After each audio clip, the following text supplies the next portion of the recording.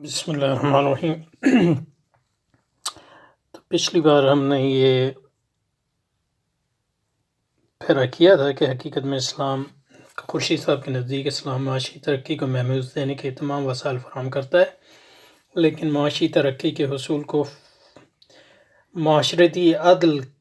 کے ساتھ مشروط کرتا ہے، اور عدل جو ہے وہ اس کی تشریح اور عدل کی تشریح جو ہے وہ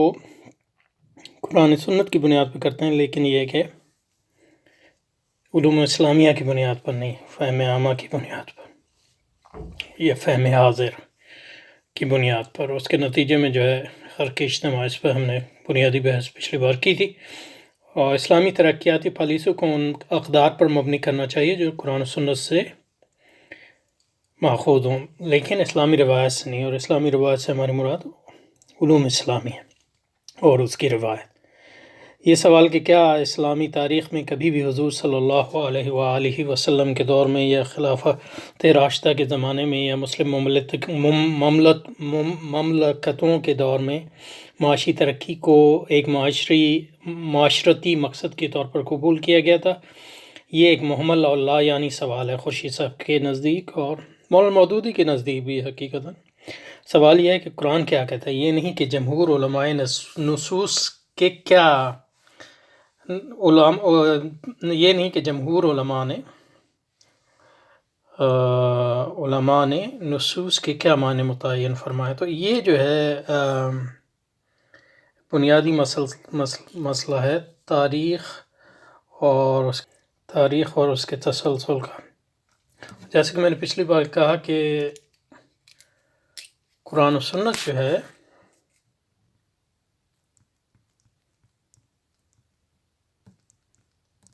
اس کو آپ کوئی بھی معنی پہنا سکتے ہیں، اگر جو ہے اس کو آپ علوم اسلامیہ کی بنیاد پہ نہ سمجھیں اور تاریخ اسلامی کی بنیاد پہ نہ سمجھیں، تاریخ اسلامی، بیکاز تاریخ اسلامی جو ہے وہ ان قرآن و سنت کے معانی کی ایک عملی شکل فراہم کرتی ہے،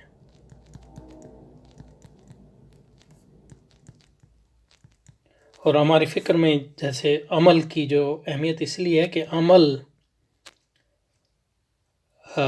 نصوص کے معنی جس طرح متعین کرتا ہے واضح طور پہ، اس طرح جو ہے مطلب یہ ہے کہ عمومی تشریحات نہیں کر سکتی، یعنی ایک حدیث میں ایک بات آئی ہے، اس کے ہو سکتا ہے کئی معنی ہوں، لیکن اگر ہم نے دیکھا کہ صحابہ کا کیا عمل تھا تو وہ آپ کو واضح کر دے گی کہ اس کا اصل مفہوم کیا ہے، کیونکہ عمل میں وہ ابہام نہیں ہوتا جو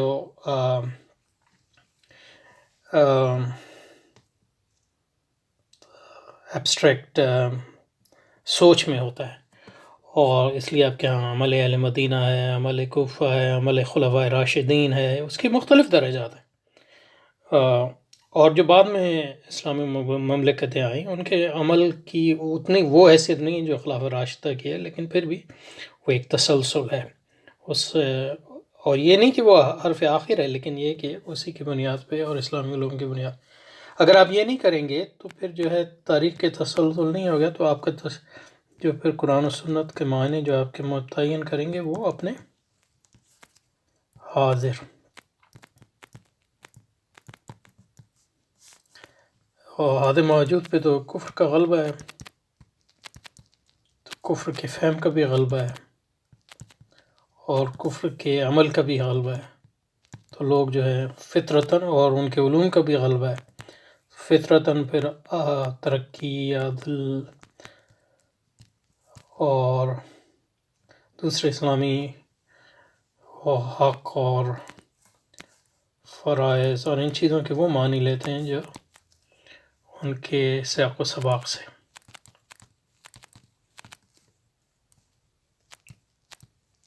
ماخوذ ہوں۔ اس لیے تاریخ اور اس کا تسلسل ہو، تاریخ سے مراد ہماری علوم اسلامیہ کی تاریخ، اسلامی اداروں انسٹیٹیوشنز کی تاریخ، اس سے اگر ہم صرف نظر کر لیں تو پھر ہم تصورات کے وہ معنی لیں گے جو اجماع امت کا خلاف ورزی کرتے ہیں، اور موجودہ حاضر و موجود کا جو اجماع ہے اس پر، یعنی کفری تہذیب کے اجماع پر ہم پھر نصوص اسلامیہ کو سمجھیں گے اور ان کو مس کریں گے۔ تو یہ پچھلی بار ہم نے اس کو کیا تھا۔ اب آگے بڑھتے ہیں، کیونکہ یہ بحثیں بار بار آئیں گی، یہ بحثیں بہت اہم ہیں اور یہ بار بار آئیں گے، اس کو سمجھنے کی، اس کی گہرائی میں جانے کی، اور جو ہے اس کو ڈیولپ کرنے کی بھی ضرورت ہے۔ بقول خورشید صاحب، ہمیں سرمایہ داری کی لبرل اور سوشلسٹ تشریح سے ایسے عناصر دریافت کرنے چاہیے جو تجربے سے ہیومینٹی کے لیے مفید ثابت ہوئے ہیں اور جن کو اسلامی تناظر میں پیوست کیا جا سکتا ہے۔ تو اس میں بھی کئی اہم چیزیں ہیں جن پر تھوڑا سا لبرلزم جو ہے اور سوشلزم جو ہے دونوں سرمایہ داری کے مذاہب ہیں، یعنی آئیڈیالوجی۔ لبرلزم کہتا ہے سرمایہ جو جمع ہوگا وہ فرد کے لیے، اور اس کا جو طریقہ کار ہے وہ مارکیٹ ہے، اسٹاک ایکسچینج۔ اور سوشلزم کہتا ہے کہ سرمایہ جمع ہوگا وہ نوع انسانی کے لیے، صرف فرد کے لیے نہیں۔ جب نوع جو ہے مالک کل بنے گی تو ہر فرد بھی پھر مالک کل بن جائے گا، اور جو سرمایہ جمع ہوگا وہ مارکیٹ کے ذریعے نہیں بلکہ پلاننگ کے ذریعے، اور پلاننگ جو کرے گی وہ اس کی ذمہ داری جو ہے ریاست اور حکومت ہے۔ یہ بنیادی فرق ہے اور کوئی فرق نہیں۔ دونوں کا مقصد ایک ہی ہے، مقصد یہ ہے کہ لامحدود خواہشات کو کیسے پورا کیا جائے محدود وسائل کی بنیاد، اور سرمایہ اس بات کی کوشش کرتا ہے کہ محدود جو تحدید ہے وسائل کی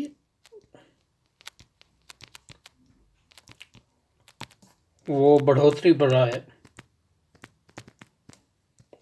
کے مسلسل عمل کے ذریعے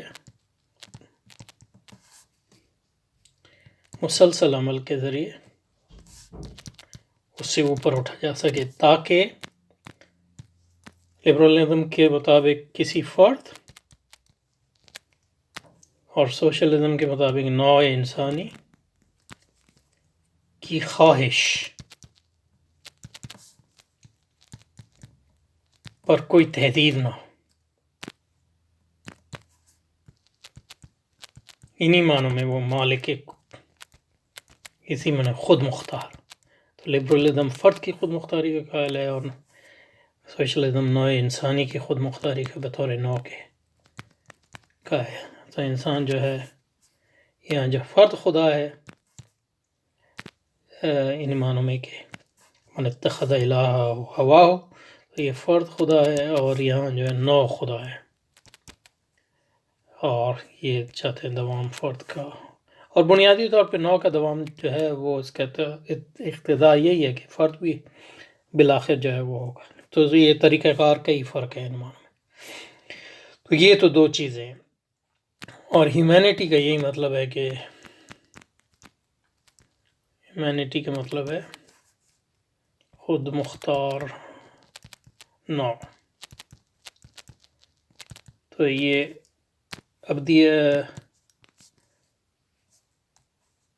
ابدیت کے اور عباد اللہ کے تصور کے بالکل مختلف۔ تو بقول خورشید صاحب کہ ہمیں سرمایہ داری کی لبرل اور سوشلسٹ تشریح کے ایسے عناصر جو ہیومینٹی کے لیے تجربے سے وعدہ ہیں، ہیومینٹی نے یعنی جو لوگ ہیومینٹی وہ ہیں جو لوگ سرمایہ داری کے ذریعے،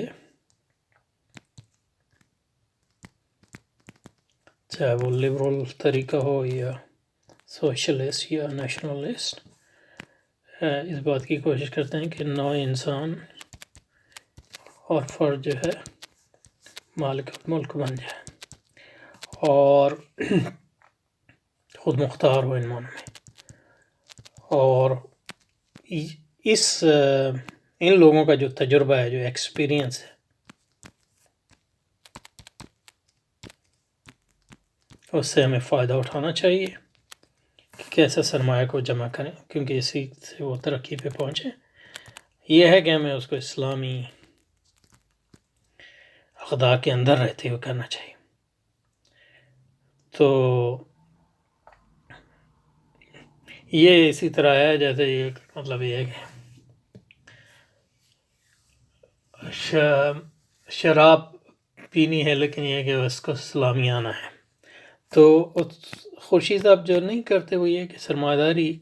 کو رد نہیں کرتے، لبرلزم کو رد نہیں کرتے، بالکل یہ کو رد نہیں کرتے، اور ہیومنزم کو بھی رد نہیں کرتے. یہ ساری ہیومنزم کی شکلیں ہیں، اور آپ جب رد نہیں کریں گے تو پھر اس کو اسلامیانے کا مقصد یہی ہے کہ وہ آپ ان کے بنیادی اقدار کو نہ صرف قبول کریں گے بلکہ اسلامی اقدار کو ان کی اقدار کی بنیاد پر سمجھیں گے. تو یہ نہیں کہ مطلب ہم ان سے فائدہ نہیں اٹھا سکتے، لیکن ان کو رد کیے بغیر ان سے فائدہ نہیں. تو بحیثیت کلی اور بحیثیت اقدار کے پہلے ان کو رد کرنا، ان کا تحافظ کرنا، اور اس کے بعد جو ان کے اجزاء ہیں اس میں سے اگر کوئی چیز ہے جیسے وہ اس سے یعنی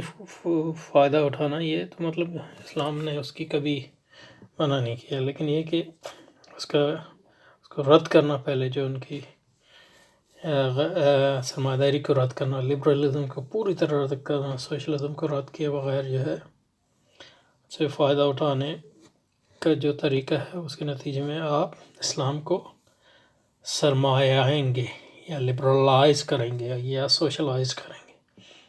یا ہیومنائز کریں گے، جیسے کہ یہ کر رہے ہیں. بقول پروفیسر خورشید احمد،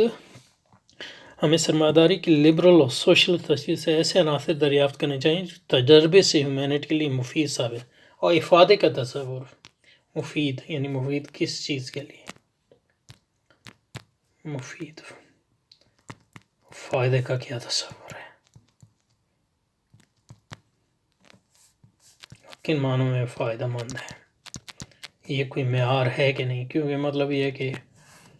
اب دیکھیں اکنامکس میں تو فائدہ ایک بنیادی معیار ہے، یوٹیلیٹی، اور یوٹیلیٹی کو جو میجر کرتے ہیں وہ بنیادی طور پہ جو ہے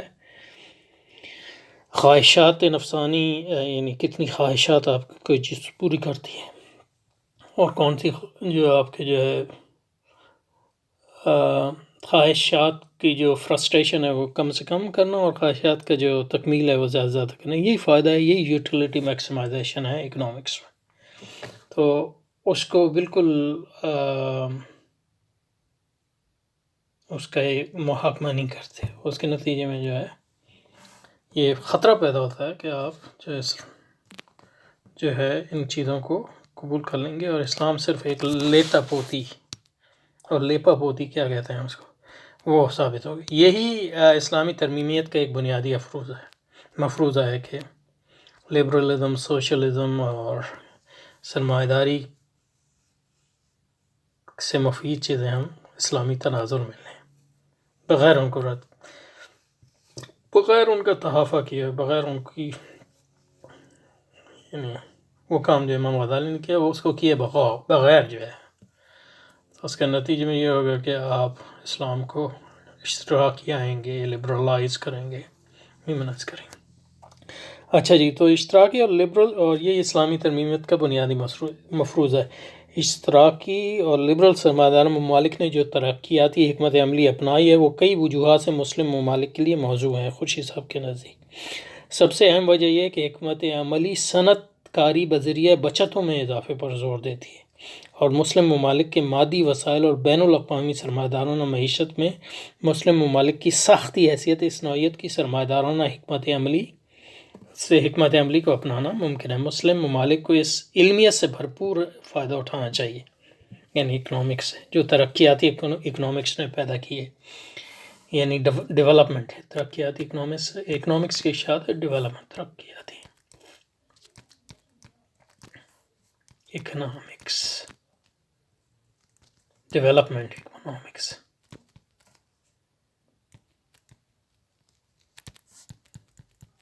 لیکن ڈیولپر اکنامکس جو ہے وہ اکنامکس ہی کی شاخ ہے، اور اس کے نتیجے میں جو بنیادی مفروض ہے اس کا کہ لامحدود خواہشات اور محدود وسائل اور اس کو اوورکم کرنا اور سرمایہ داری، یہ جو ہے ڈیولپمنٹ اکنامکس سے بھی بنیادی اور ڈیولپمنٹ اکنامکس جو انہوں نے ایجاد کی وہ بنیادی طور پہ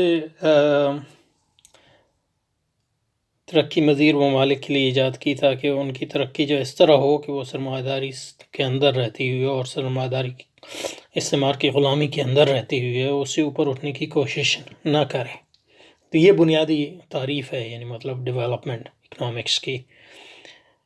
The branch of economics that focus on improving fiscal, economic and social conditions in developing countries، یعنی اور وہ اکنامکس کی ایک شاخ ہے، اور اس کے سارے تصورات جو ہیں اس کے اندر اس کو کسی بھی تصور کو رد نہیں کیا جاتا، بلکہ یہ کہ ڈیولپمنٹ اکنامکس کے نتیجے میں حقیقت میں جو مسلمان ممالک کی جو خود مختاری ہے، خود انحصاری ہے، وہ کبھی حاصل نہیں کر سکتے، کیونکہ استعمار کیوں چاہے گا کہ وہ خود انحصاری حاصل کرے۔ ٹھیک ہے جی، تو